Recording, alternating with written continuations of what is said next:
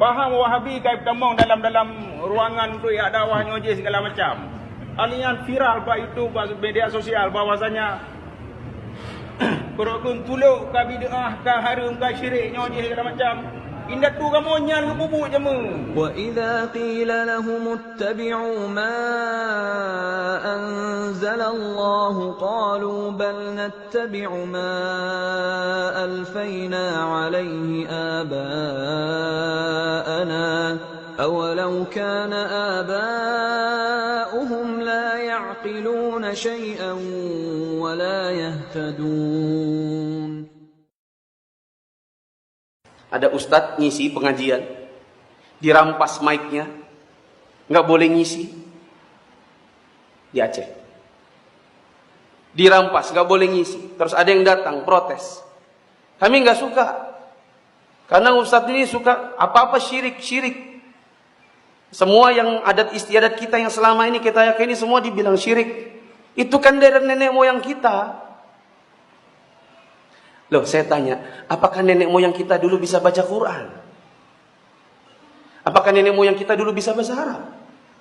Siapa dari nenek-nenek kita zaman dahulu yang pergi ke Madinah belajar di Masjid Nabawi? Siapa dari mereka yang mengerti agama dengan detail, dengan segala ilmu alatnya di zaman dahulu? Dari kalangan nenek-nenek kita yang mungkin hari-hari hanya ke petani, ke sawah, mencari duit, berdagang, tak mengenal Al-Quran. Coba lihat apa kata Allah. Wa idza qila lahum ittabi'u ma anzalallahu qalu bal nattabi'u ma alfayna 'alayhi aba'ana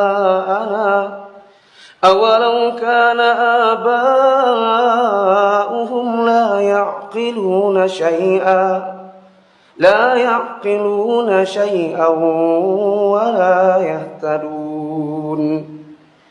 Dan bila dikatakan kepada mereka, ikutilah apa yang telah diturunkan Allah, nanti mereka jawab, oh sorry, kami tidak bisa ikut kecuali hanya apa yang kami dapatkan dari nenek moyang kami.